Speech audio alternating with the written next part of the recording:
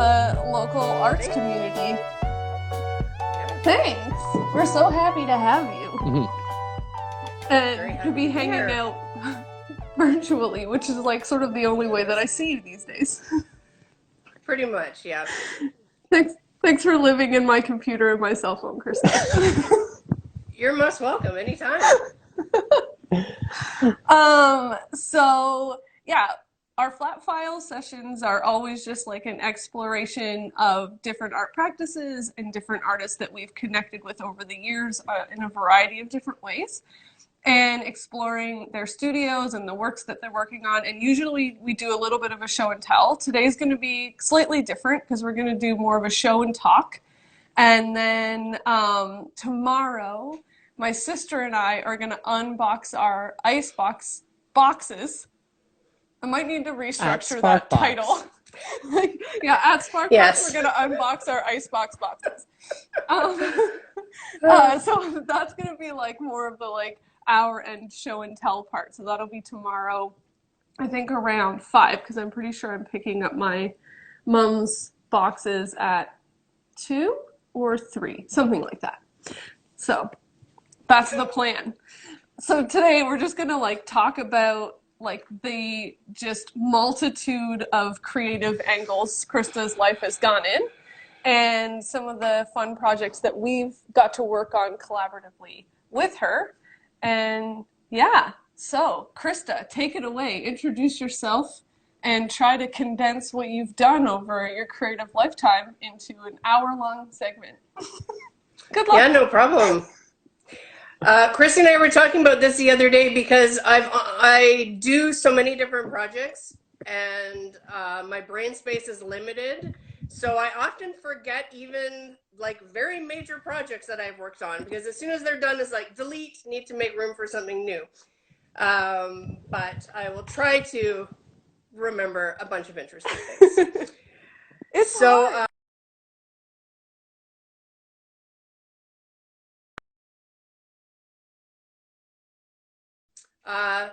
It keeps things interesting for me. Whoa, are we all fixed up? Yeah, but the variety, that's okay. The variety is really what keeps me interested. So yeah, I've been running the Department of Illumination since we started in 2013. Well, I didn't really start out running it.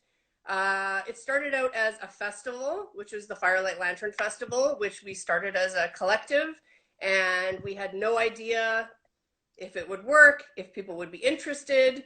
But it very quickly became apparent that people were super interested in this sort of like community engaged, collaborative celebrations. Mm-hmm. So yeah, so we started that in 2013 and have been running that annually ever since.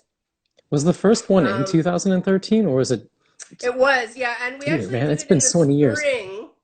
Yeah, we did it in the spring that year, and then we realized, well, we want to have a lantern parade, and it's not dark enough in the spring. So I remember that. Yeah, so, I mean, the first year was just a great experiment, as all things are, and, you know, we learned a lot, absolutely, in the first year. So then I guess 2014, we switched over to the fall. So now this festival happens in November. We precede it in non-COVID times with lots of community workshops.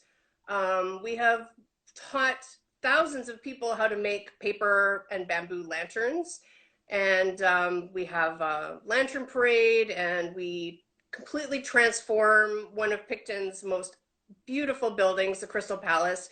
We completely transform it with art installations, and we have live music and other performances. We have had circus performers, we've had shadow puppetry. We try to really keep it fresh by reinventing it in some ways every year. And then, of course, for COVID, we had to completely reinvent it this past year, but keeping the spirit alive.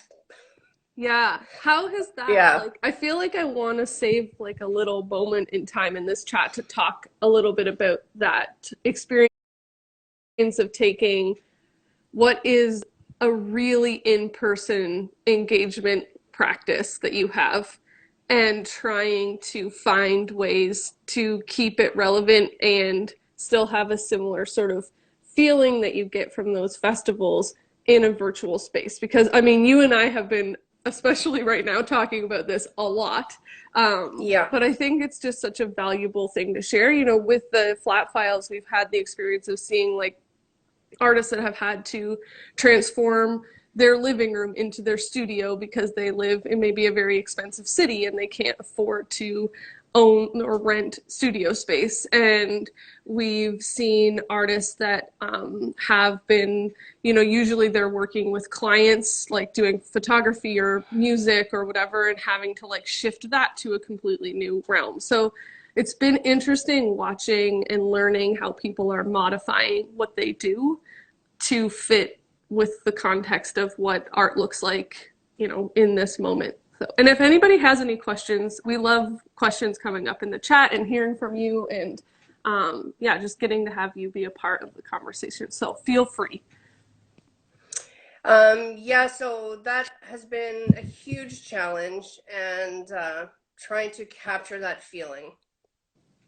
I don't always know if we're succeeding, but I think it's the trying that is important at this time, of really just doing whatever we can in whatever way we can to keep connected with our audiences, to try to uplift our community. I feel this is really important.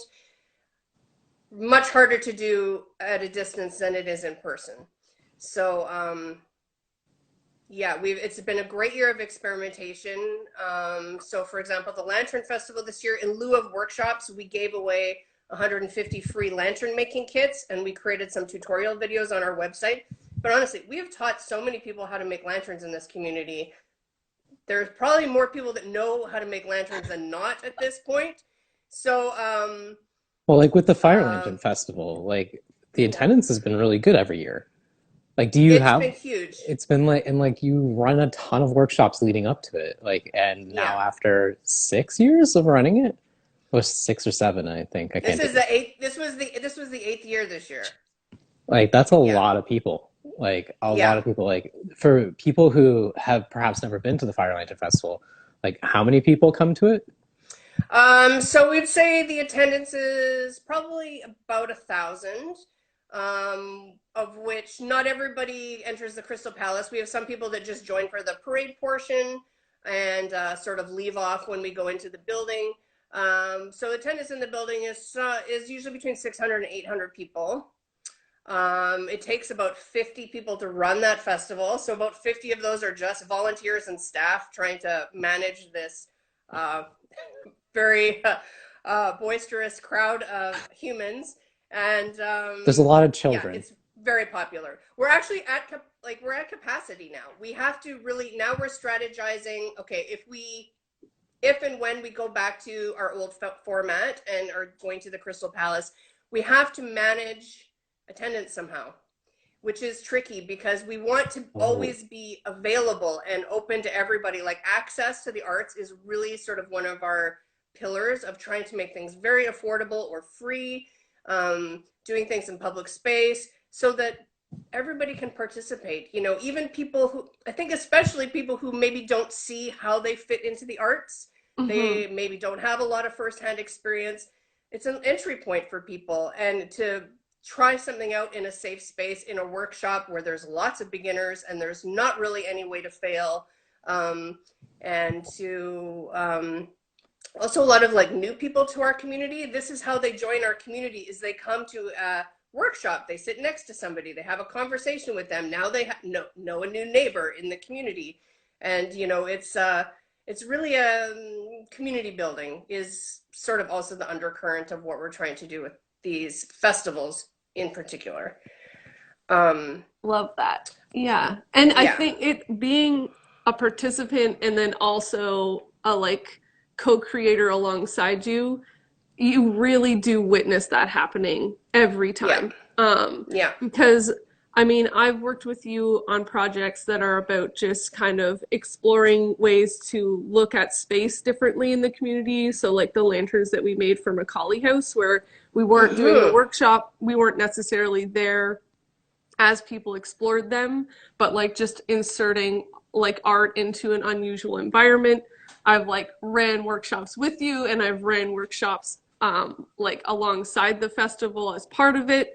and we've made installations with you. I just feel like, you know, all the different iterations of how you create space for people to explore and engage with art has been just such like a fascinating and beautiful thing to have the luxury of being part of. Yeah, it's really beautiful. And I think that the transitions you've done to make it like available now has been really good. So can we talk a little bit about what launches tomorrow and what's currently, I know not everybody that watches these is from Prince Edward County, and so it can be difficult to experience these things if you're not from the area, but is the local, like the art and isolation piece, is that available to view online as well as like images of all of those pieces? Not at this time. However, well, I'll just go on a tour when I pick up my box tomorrow. Exactly. I'll just back up a little bit. So tomorrow is launching Icebox, which is sort of the second festival that we added to Department of Illumination. After we'd been running the Lantern Festival for 6 years, we kind of felt like we had the room to grow and to expand our work. And also because that event was at capacity, we needed to find new ways to work. So we added a second festival, which was Icebox. So this was intended to really brighten up what is the worst month of the year, February. This month. Let's just call it. It's the worst in Canada where we are. It's the worst month of the year. The weather is usually very cold. It's very dark, lots of snow. In a rural community, you really feel that isolation. Like we were isolated before anybody knew what isolation was because we've lived through Prince Edward County in February. So, you know, our economy here is super seasonal. So like lots of people aren't working in February. They don't have a lot of money to spend on entertainment and things. So we created a completely free festival in partnership with a local museum, Macaulay House. So we built these 5 10-by-10 wooden huts that we installed on the lawn of Macaulay for usually about a period of 2 weeks or so. And each one of these huts becomes an art installation by a different artist or team of artists, often in collaboration with community members.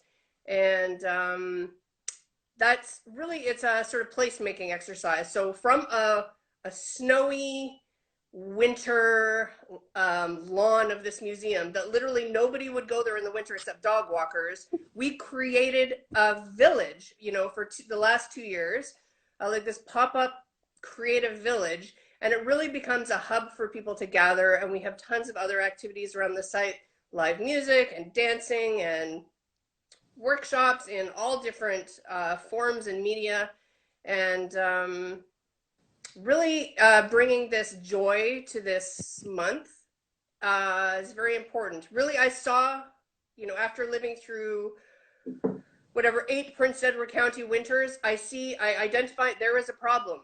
February is terrible. What can we do about this? We can make it better by doing something joyful that is free and open for everybody to attend, and frankly also create employment for artists who are not working maybe at that time of year. And yeah, it's kind of a win-win all around. The museums are an amazing host. They love having us there also because it utilizes their space, which is underused at that time of year. So yeah, Icebox has been such a labor of love.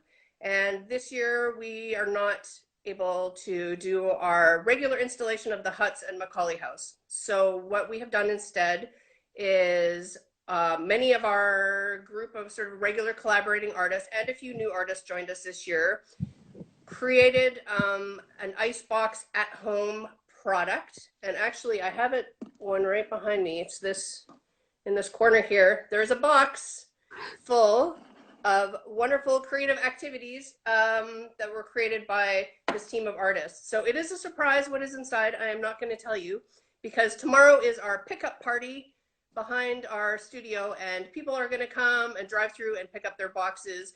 They may encounter some festivities as they arrive because that's our style, to try to infuse a little bit of joy wherever we can. And so we produced 100 of these boxes, which are now sold out, and the beautiful artwork on there was designed by my husband, Mile, and printed at Sparkbox Studio. Mm-hmm. So they're very beautiful. I really wanted it to be a beautiful unboxing experience for people. So I think yeah, I'm excited. Very successful in creating those. Those sold out very quickly. And so I'm very excited to see what people are going to do with the contents of these boxes. So in addition to the boxes, we have also, the artists, many of them who participate in the box also created videos. Some of them are directly tied into what's in the box. Some of them are not. Some of them you need the supplies from the box. Some of them you don't.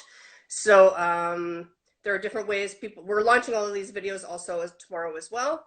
In addition, we're having online dance parties every single day with our favorite dancer and choreographer, Arwen Carpenter. And that will culminate on the last day of Icebox. So next weekend, we're going to be doing dance flash mobs outside some old age homes.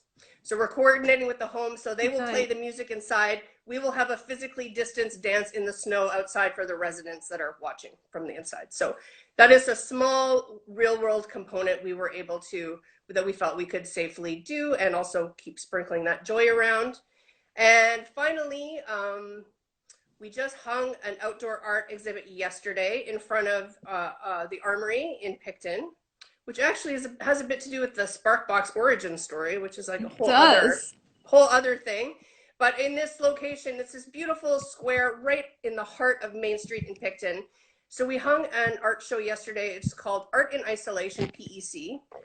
So this is something that we started actually in the spring lockdown. So Mehdi, Agahi, who is a photographer locally, he had this idea of what if we put out a call to the community and invited them to create art while we were during lockdown. So I thought that was a great idea. I had heard feedback from a few people that I know that are artists that they were having trouble creating, even though they had all this time on their hands, which is supposed to be such a gift to artists. Like nobody was feeling inspired to use that time to create. So we created a challenge. We gave parameters of 1 month because we all know deadlines can be really motivating. And we created 4 different prompts that people could respond to. So there would be sort of themes that would emerge from the artwork. So we had more than 300 submissions from people that month, of which we curated a selection of 96 artworks by 66 individuals. So that just got installed yesterday in front of the Armory, and it was supposed to just run for 1 week. However, I did hear from the landlord this morning, and they said we can leave the show up for as long as we want. That's wonderful. That show might be up for a month or 2 months, who knows? As long as people are still coming to look at it, we might leave that show up because it really is such a beautiful reflection of the community during this bizarre time. I mean, for myself, I felt like when we were in that first lockdown and the world was so confusing and scary, and it was like we couldn't even share that experience with other people because we were so disconnected. So, allowing people to express the way they were feeling at that time is so beautiful. And it's really not all doom and gloom. There is definitely humor. There is, like toilet paper jokes, all of the range of experience of what we lived through at that time. And yeah, I'm really excited about the show. So it is not online at the moment. We may get there eventually. However, there is a catalog also of the show. Well, so I'll do a walking tour and I'll put it in the highlights for the flat files. Oh, great. Yeah. Yeah, awesome. But sorry, catalog. So if you ordered a box, there is a catalog in the box. Oh, nice. And we also have other catalogs, limited number for sale. They're $20. They are available through the Department of Illumination website. And all the participating artists also get a catalog. And yeah, I'm really, it's one of those things that we would never have created this product of making this box for things at home. We never would have done an outdoor art show like this. We never would have produced a catalog. For the Lantern Festival this year, we did some very cool online projects. We did a digital songwriting project with Kat Burns. We made our first music video with Annalise Dorona and Lisa Bezikovic. So, it really has been these obstacles have really created an opportunity to try new things and really like expand our skill set. And they are not things we probably would have chosen, but it has allowed us to continue working. And I think it is meaningful for people to even be able to participate in, even though we can't be together. Like for me, togetherness is everything. And that is not, we're not able to replace that through the internet. I'm sorry, internet, I love you, but we cannot replace togetherness through the internet in the same way as all being in a room together, dancing together, But what's cool, vibing, drinking beer, whatever we're doing, so. Is that our friend Rebecca, who is in Pennsylvania, just asked how to participate in the dance parties. And so a flip side to the not being able to be together is that I don't get to be together with Rebecca even when it is not COVID, because the distance and working a job and constantly, just scraping by sometimes means that travel is very challenging even in the best of times. But with a virtual dance party, I could have a dance party with Rebecca, which would be great. Absolutely. She was asking, how does she join the dance parties? You bet. So it is free, but you do have to register in advance. So you want to go to the Department of Illumination website. It's DEPT of illumination.org. Look for Icebox, which is the name of the festival. Under Icebox, you will see a button that says Let's Dance. That will take you, it'll give you some more information, and it'll take you to Eventbrite, where you register for free and you will get the Zoom link through Eventbrite. It's a little convoluted, but we have to make sure we have like online safety, so hence the registration in advance. But that's going to be lots of fun. Encouragement for costumes, because costumes were just such a big part of all of the festivals. I was looking at, I think Nell is on in the virtual audience maybe still, and I recently got Facebook, you know how they always are like, remember that time you did a thing and this person that you're also friends with was at that thing? And it was a picture of Nell and I at the first year Icebox, wearing like boas and these like really weird hats that I don't even know where they came from. Maybe they were in Nell's hut that year because it was all that little animal's house. Oh yeah. Seems possible. I remember there being hats and then like wearing them, and then Nell and Jenna and I were like, there's been a lot of kids here putting these hats on.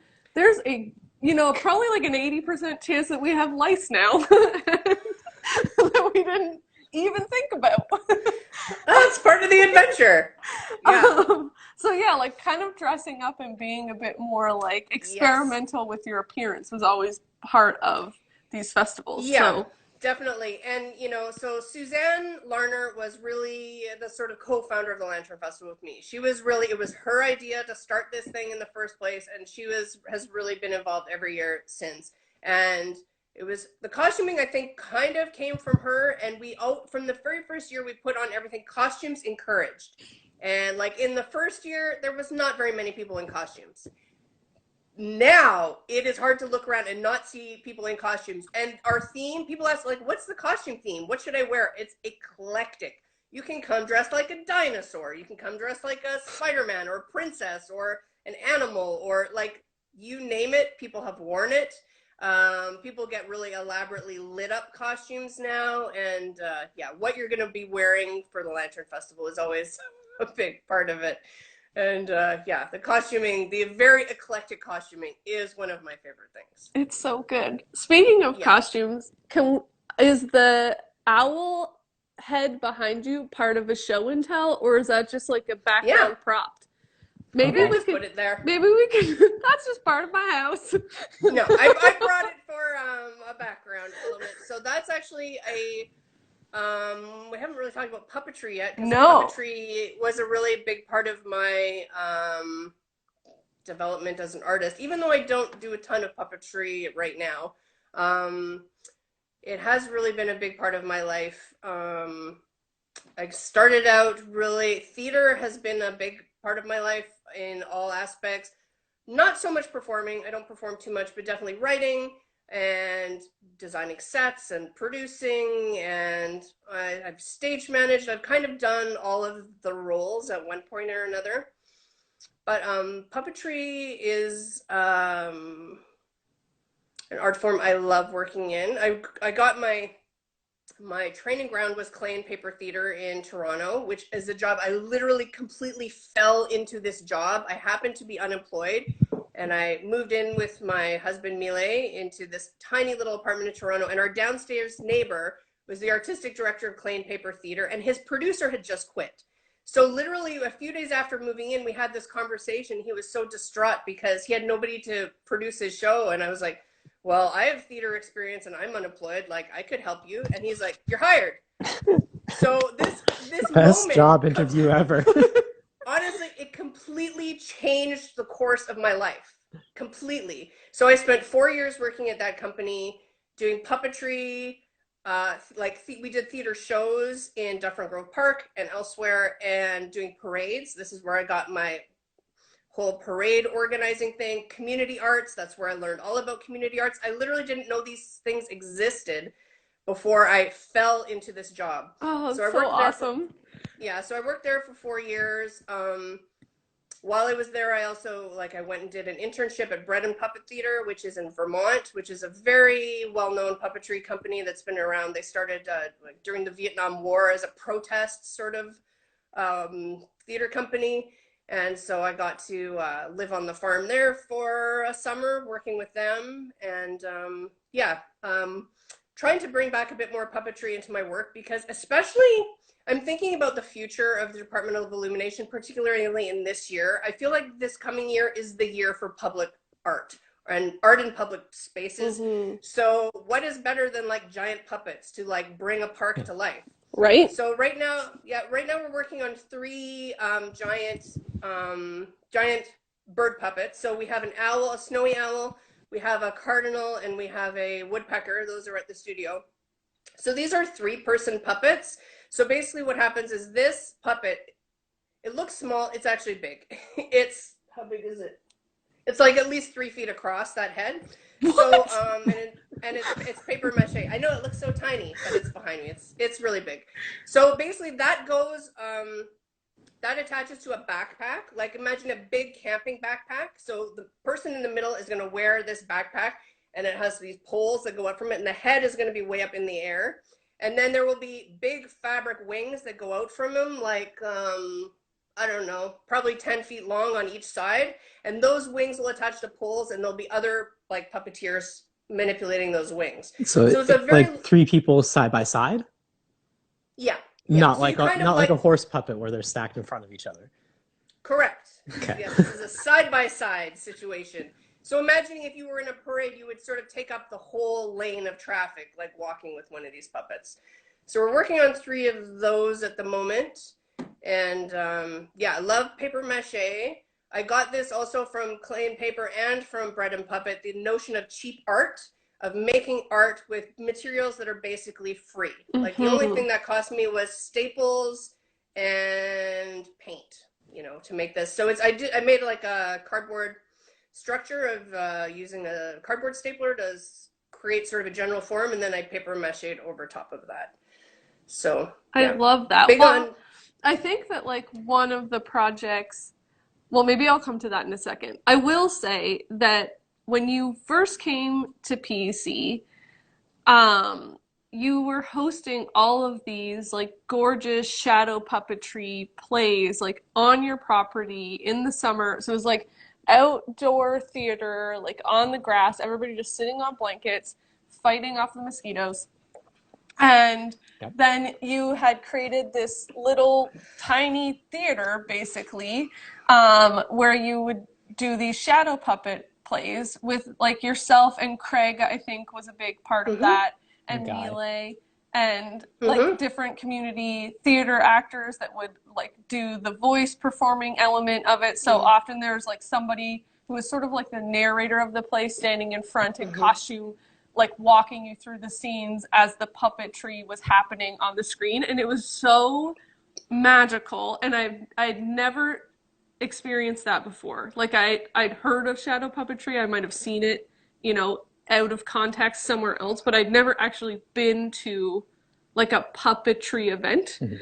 And it was, yeah, it was just really, really magical. So even before Department of Illumination, you were already kind of creating these spaces for like community to come together with like free, because I think everything was like by donation, pay what you can kind of situation. Yeah. Ways to, yeah, explore the arts, especially in a manner that was like accessible, good for like all age groups, etc. So yeah, I love those. Yeah, I spent a lot of time doing shadow puppetry with, two main collaborators. So Craig Morrison, who lives in Toronto, he actually is an amazing artist. He runs Oasis Skateboard Factory, which is actually a school within the Toronto District School Board that everything in their curriculum revolves around skateboards. So they manufacture skateboards, they design the art on skateboards, they write about skateboards, they make skateboarding movies, etc. So shadow puppetry and street art are related because of the sort of stenciling aspect. So I actually have something here that I can show you, which is a technique I learned from this artist, Craig Morrison. So basically for shadow puppetry, what we would do is we would create like a silhouette, a very detailed silhouette out of black cardstock, which we would then you can add color into it by using lighting gels, or we would also laminate them, because when we do shows, we would repeat them many times in rehearsals and stuff. And if it's just made out of paper, it will eventually fall apart. So we laminated everything. You put it on control rods, basically.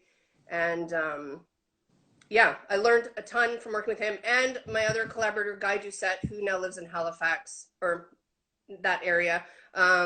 He was actually the one who kind of gave me the shadow puppetry bug. So the three of us really did a lot of shows together over the years, and Guy moved away. Craig is very busy. You know, it kind of, that collaboration kind of came to an end, although we're hoping to have a reprise on the East Coast this summer. Ooh. But I brought, this is a work I wanted to show that I created.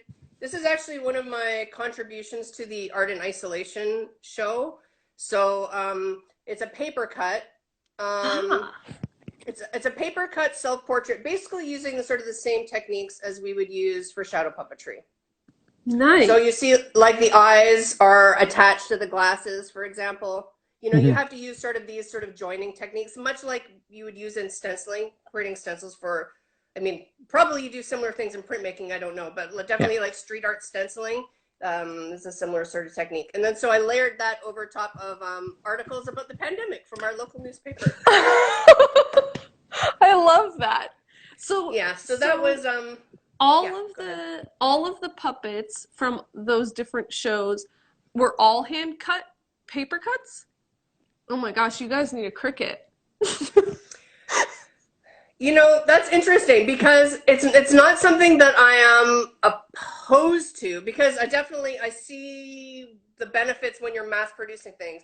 I mean, for us also, kind of process and product are important. Totally. Like equally weighted.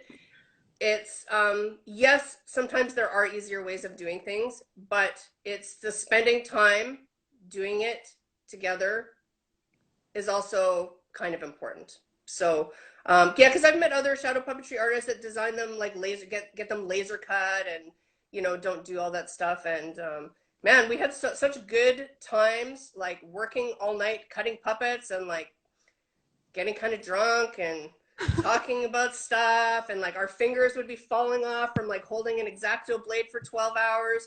But that's part of the experience. We call it going into the Shadowlands. Ooh, I like it. Yeah. Well, and so you start, you know, after a few hours, you start to kind of lose it a little bit, but that's also a little part of bit. the fun.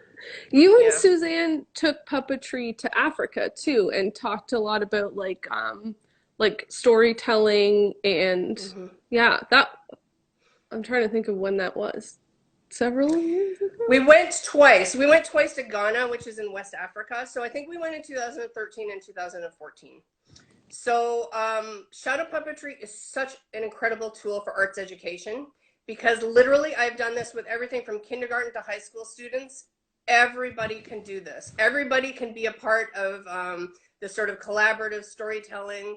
So I had sort of a technique I developed of like, how do you create a play with 30 children and everybody has a role? I have a system to make that all happen.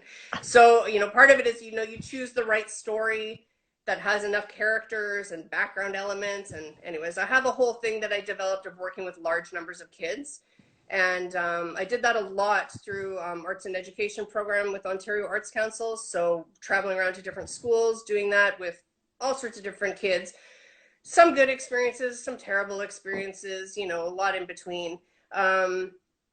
But this is something that I've traveled with a lot. So I started actually, I think it was with Arts Can Circle, which is a not-for-profit organization that travels taking artists and musicians to Northern First Nations communities. So I did a lot of that. I went on 5 different trips up north, which also was like incredibly eye-opening, life-changing experience of getting to see these communities firsthand and working with the people in those communities. And then, yeah, Suzanne and I, we took this project to Ghana, Western Africa. Again, like, wow, something I never thought I would do. You know, working in a village with no electricity and no running water and just having the most incredible experience. What we did is we, this is a technique I developed when I was working up north, is meeting the storytellers in the community. So seeking them out, and you know, they didn't speak English. So what we would do is we would, like in Ghana, we would record, we would ask them, just tell us all of your stories. So they have a traditional sort of canon of stories of like certain characters reappear, animals and tricksters and things like that. So we would record them in their language. And because there's no electricity, this means like no computers or anything. So everything was just like on my camera. We would record these stories with these storytellers. Then we would play it back with somebody that was bilingual. And we would literally write out these scripts by hand of the translation. And then we would produce a bilingual shadow puppetry show. So in their language, which is Ewe, and English, because there is a very, I mean, all the kids speak English in school. Some of the elders don't speak English. So it was very important for us to do, if it's a traditional story, of doing it in both languages. And also no electricity. How do you create light for a shadow puppetry show? This was very challenging. We got a car battery, and I had got someone in Canada to design this system for me that could be plugged into a car battery. So in the daytime, we would charge the car battery on a solar panel. And then at night, we would hook up this little lighting system to a car battery. That's amazing. That would be the lighting source for our shadow puppetry show. Oh, I love it. That was amazing. So we went there the first time, and honestly, after the first experience, like, I felt so connected to that particular community that we worked with. We had such a connection with them. I just felt like my work is not done with this community. Like, we can do more. So we came back. It took a lot of fundraising to raise all the money. So we went back the second year, and we actually worked with a more select group of children. We had the teachers sort of select them. So it was kids from all ages, with like, I think it was 30 kids. And we developed a show with them, and then we took it on tour.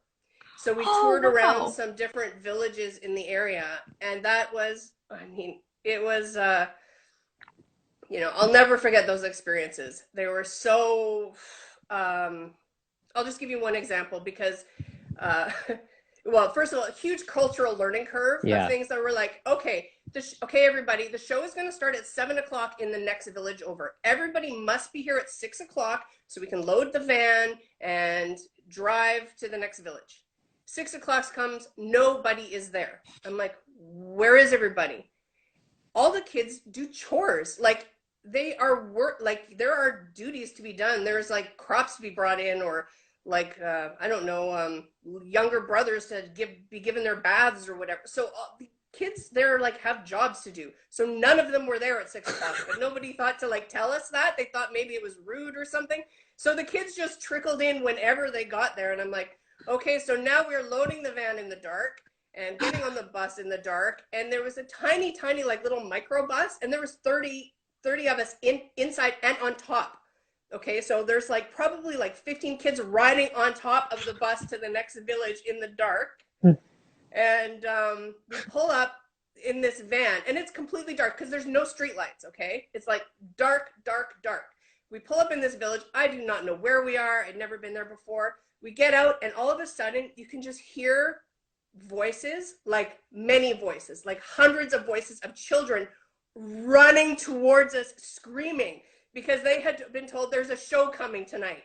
And so as soon as the bus pulled up, like just like this massive, like massive crowd of children just rushed us screaming. And so we were like, oh, okay, just have to hang on until we like set up and stuff. And then so we did the show, and so beautiful and so joyous. And we also had recruited some drummers from the village, so there was like a musical component.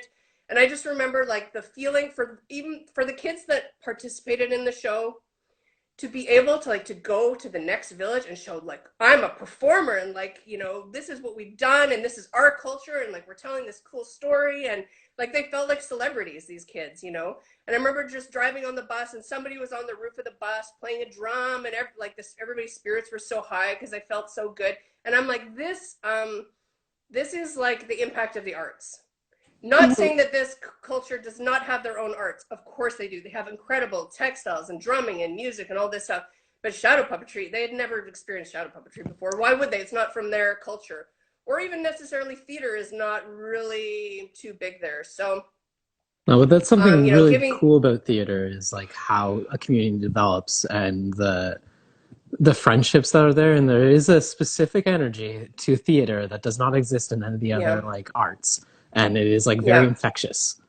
Yeah, it's like music. Like I often am like, oh, I wish that music would have been the like art skill that I got, because I think that it's like a universal way of feeling and expression and communicating that like just the feelings that you can get from it are like indescribable in the way that it makes you think and act in a space. Like even when we're like editing videos, as soon as you put a track over top of it, you're like, oh, I can change how people feel about what I'm trying to say by picking this mood.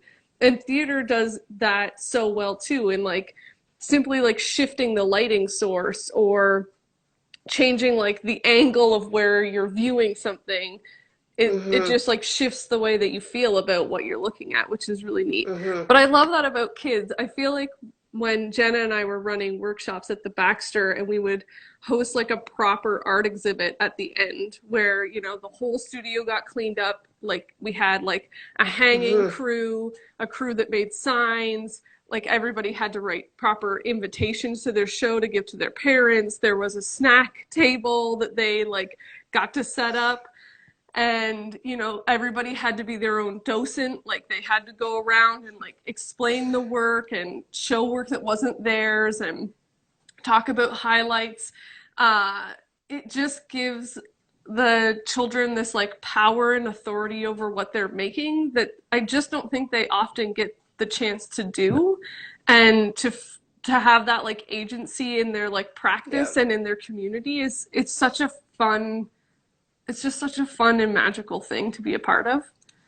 Yeah, it really is. You know, giving kids that real world experience is really impactful. Yeah. Oh my gosh, I love that.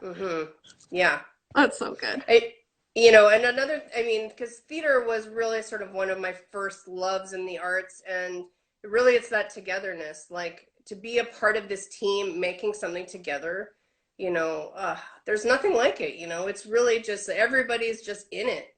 And I miss that a lot. And something I really would like to do more of is getting a bit more back into theater. I mean, we do so much collaborative stuff, but really theater is something really special for me. So hope to do more of that in the future. I love it. Yeah.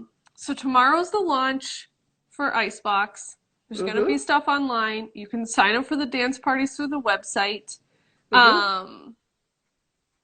Okay, I'm very excited about that. I will do a little tour tomorrow of the show because I think that that's really neat, and I'm going to come there. I'm going to be in that neighborhood anyways to get my box. So that will be part of tomorrow's online experience. Excellent. Yeah. And yeah, I'm just trying to think of like any other little bits that I wanted to like pick your brain about. I'm going to share like some of the stuff that we've worked on in collaboration with different Department of Illumination projects. Not sure how I'm going to isolate those down. Probably just the like big ones, like the art maze from one of the lantern festivals that we did with Jenny Suddick, because that was such a fun experience. Yeah, I loved that one a lot. And last year was also kind of a bit of an art maze that you had a room in. But I mean, you guys really inspired that concept of like, we can make rooms within this building out of bed sheets. Yeah. Like it really is, using these very simple materials can completely transform a space. Yeah, so Jenny and Kyle and I, for 1 year of the Lantern Festival, which is in this building called the Crystal Palace, it's basically like a plus symbol. But like it's giant. Like I'm trying to remember what the square footage of like one of the wings is about 30 feet by 30 feet. Yeah. And so mostly Kyle, mapped out like a plan of how we could divide the space up by sewing together giant bed sheets, which were donated to us by the late owners of the Maryland. Like they're not late as in they've passed, but they don't own it anymore. Previous owners. Oh boy. But they donated bed sheets to us, so we sewed them together, which was, I thought it was going to be like, I don't know, like a small amount of sewing. I'm not sure what I was thinking, but huge. It was like just literal piles of bed sheets. Hundreds of feet of bed sheets sewn together to make a gigantic sheet wall that was suspended from the rafters and from aircraft cables to make walls. And then we created all of these different little zones for like different kind of more like emotional experiences. So it wasn't necessarily like, I think the theme of that year was fire and ice. So there was a bit of a play with like colors and maybe imagery from those themes, but it was also about like creating tiny environments that people could just like play and experience. And because kids are such a like foundational part of these festivals and trying to like create a space that is engaging for them and inspiring for them, and also just like accessible for them, where it's not so high concept thinking that there's no entry point. So we had, and you gave lots of those great hands-on opportunities as well, like overhead projector. You guys had a whole bunch of overhead projectors just with all these random things on the theme. And kids go crazy for overhead projectors, also because they don't have them in schools anymore. So they're like, what is this magical device? This is an obsolete technology, children, but it is still really fun. Exactly. Yeah. Well, and then we brought that into was that the 2019? It must have been. Yeah. Where each room was themed based on like a time period. And we created fun. The installation was called the Time Machine. So we created a pathway to enter, and you could go into all of these different rooms that were different artists had created them of different time periods and they were being animated by people in different costumes. And I loved that one too. That was a really good one. Yeah. We had a question from Leanne of Golden Ginger Studio. She has a question about how do you rest and recover after a big project, and what is that like kind of process like for you? So that's a really good question. It is a really good one, and I feel it is something that we probably don't talk enough about, which is the self-care element of, it's something that I learned early on of doing theater, of this crash that you have, emotional crash after a big project is over. And I have learned now, since then, there is a whole science behind the psychology of why this happens to us. I mean, basically, you imagine for an extended period of time, you're putting every amount of energy into going in one direction. You're like, that's the deadline, that's the project ahead, I'm just going to put everything going in this one direction. And it's like you're running, and then you get to the end, and it's like, you just like fly off into outer space. You're not tethered to anything anymore. That energy that you've been just pushing all in this one direction is just, it has nowhere to go. And there is a real big emotional crash after any project. I mean, not just being tired. I mean, you know, we all work hard sometimes and get tired, like physically, of long hours and stuff. But really, I find it is the emotional crash is something I do try to plan for now. Prior to COVID, my solution was traveling. I would book a trip, like I would say the Lantern Festival's over on Saturday. By the next weekend, I'm going to be in another country doing something really nice for myself. That was my solution before. Now, I don't know what to say about now.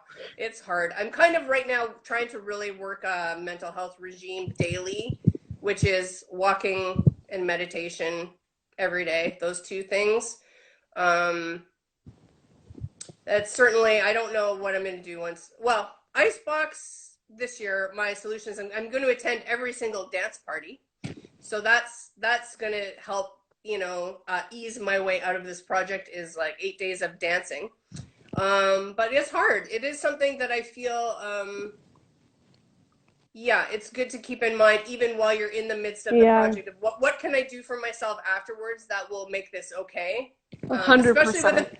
Especially with a collaborative thing, and you're so used to like being, like you feel like you're part of a team, and then the team disperses, you know? So I have been thinking about even this year, like there may be like a Zoom cocktail party with all of the artists, because it's, you know, we put this work out into the world and there's no sense of closure, because we can't go to the bar and have a drink together, or any, you know, so I am thinking, well, I know Zoom is not my preferred way of interacting with all of you, but I think we will try to plan on doing something like that, just to give us that emotional sense of closure. Like, hey, well done, guys. Look at this great job we just did. Let's just raise a glass and celebrate. I think that's a great idea. Yeah, ending big projects is, it is like a very strange, like I think that I've added up the hours of our Icebox project, not including the printing of the boxes, because I see it as like a separate thing that we did, and it's close to like 300 hours or 350 hours, and I think I budgeted for 100. I was looking back at what I sent you in terms of time frame. Yeah. And so we went 3 times over that, which is just classic us. And yeah, you do sort of get this like laser focus into this one space. Like the latter half of January and the first 2 weeks of February just blurred together. Like all we did, pretty much, we would wake up, throw a fire on, like make some coffee, sit down, and then start up the machines, and then we would just make paper cuts for like 10 hours, and then it'd be like, oh, dinner time, okay. And then it'd be like the next day, and like I think we watched like we watched all of Superstore, we watched almost all of Parks and Rec. I don't know what else we watched. We watched a lot of things. Yeah, that's a handy way of logging your hours of like how many hours of Netflix. We use Active Collab, which like has a record time feature, so you can like literally like, so then if you take a break, you can press pause, and when you come back, you can just go on again. I just want to see That's smart. What else we got written in here. Yes, Department of Illumination is a super good name. I'm not Hub Novo? I'm not sure what that name says. I'm so bad at reading these, Kyle. You should read them. Hub Nabu. And then Susan Wallace says that she's still recovering from wrapping 100 red boxes. But like on that ice box, so like we like threw in all these hours. It was like days. Like every day that was our regime, like almost 6 days a week. And then we finished packing them and then put them in a box. I was like, yep, done. Okay. And then you pick them up and it was like, oh, okay. It's over. It's a weird thing not to have any sort of closing party. I promise you there will be some closure. So I would encourage you to come and like see the Art in Isolation show, enjoy the unboxing video you guys are gonna do, and there will be some closure coming. This is my promise to you. Yeah. I love it. But that's something that's weird about in like COVID times doing collaborative work, is that like, you know, at the end of a show or like leading up to like dress rehearsal nights, like there are these moments as a team that you come together and you hang out and you know, kind of unwind and digest stuff. And it does not happen in this environment. And it feels kind of weird a little bit. Yeah. Like I can get over some of the hurdles of like, okay, we work remotely, you know, you're on Zoom like somewhere else geographically or whatever, but like there would always be like, we have a show, there's an event, there's something that happens where we come together. And I think it's weird. Also like I would encourage for anyone who has the boxes or that goes to the dance parties or engages with the material on YouTube or on the Department of Illumination website to share that experience in some way if you can online.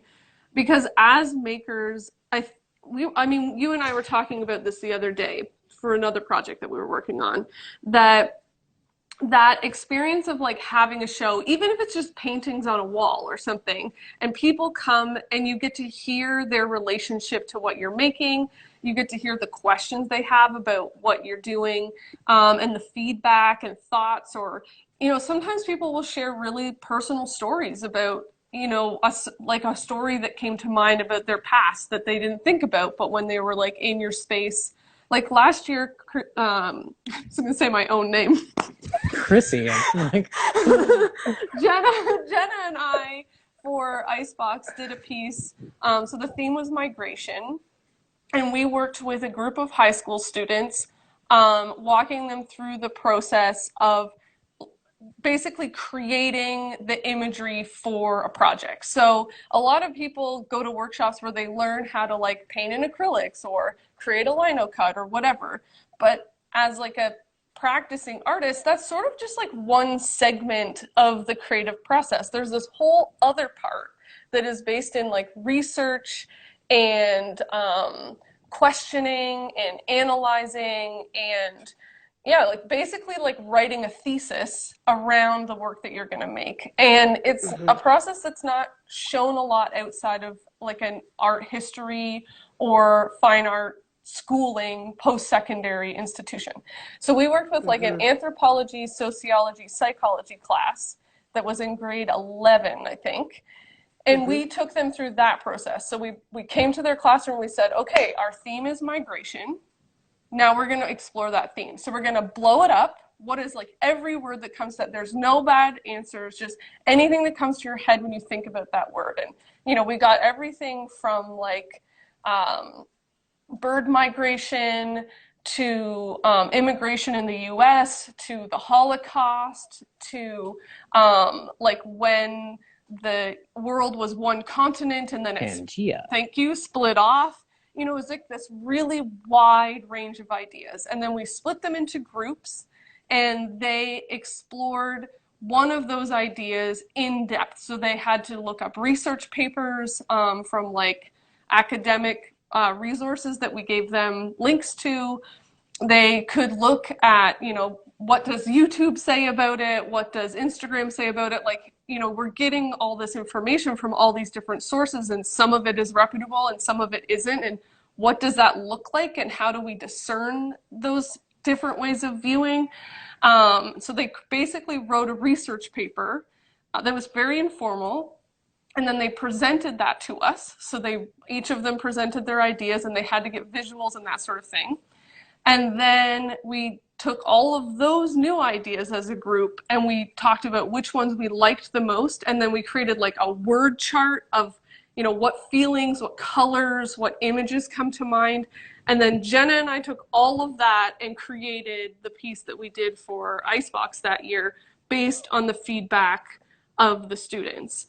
And it was such a cool and wild process to go through. And it's something that's so nice is to like see people engage and react to work that you're making.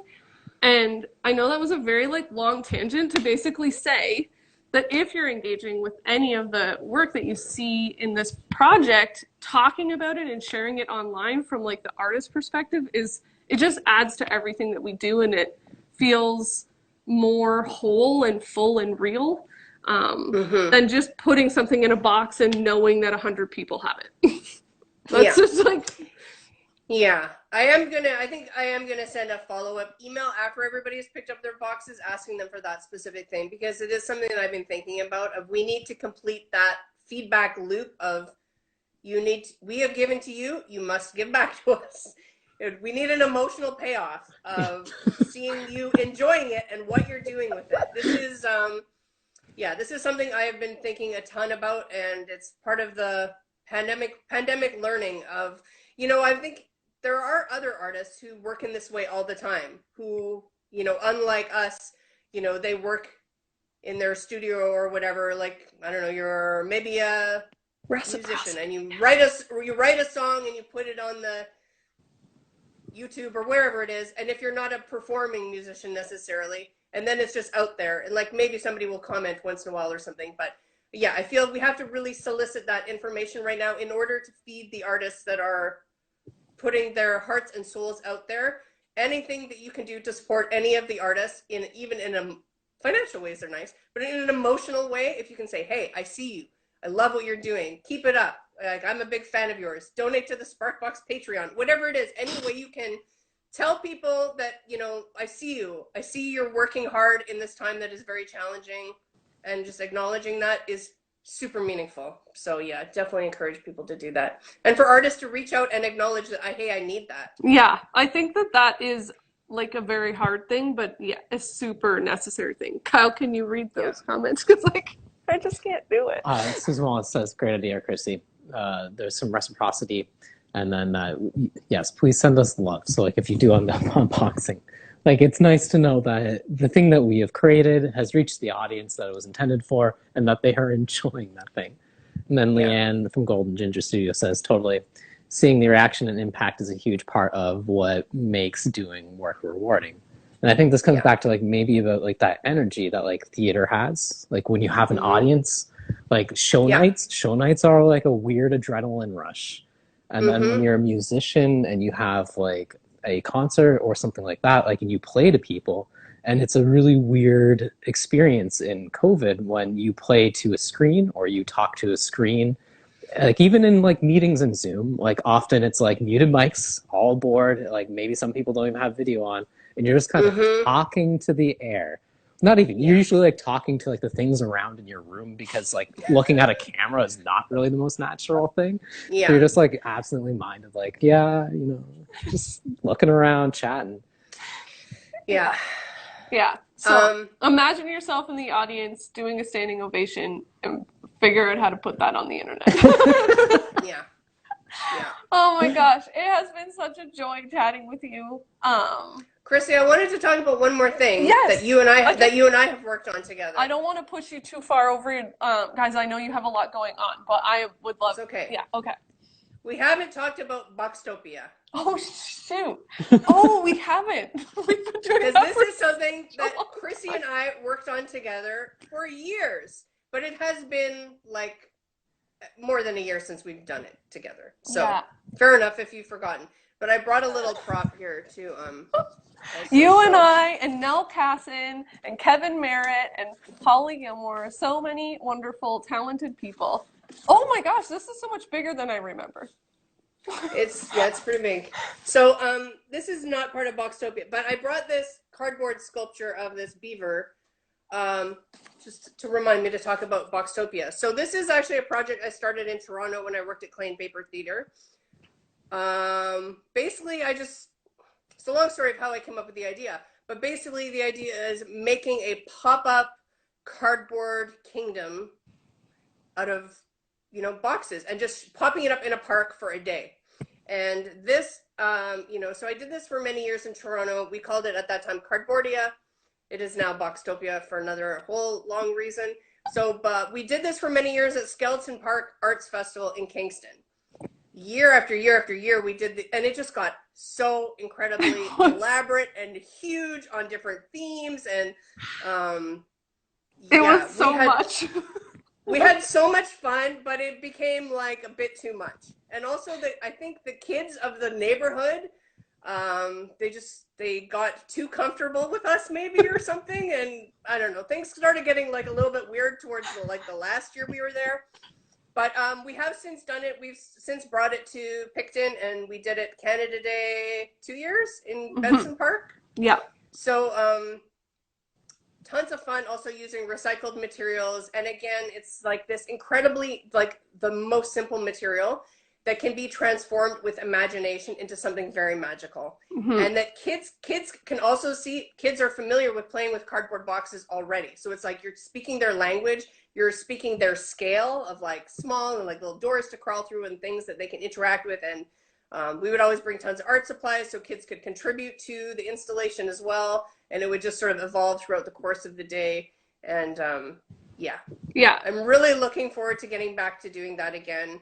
I have to say, one of the things with COVID that has been hard for me too is I've really been missing having children in my life, because we do so much work with kids, you know, through the festivals and workshops and doing workshops in schools. And like literally I've seen almost no children this year. Yeah. And that has been really hard and kind of makes me sad. And looking forward to the day that we can do that again, because very joyful. And interestingly enough, I find even when, you know, when adults, okay, so it's like this, it works in sort of different ways, because we do this installation that's for kids, but then adults are so incredibly charmed by it, because I think it brings adults back to the time, like, yeah, I remember when I used to sit in a cardboard box and with my crayons and make a little racing steering wheel or something.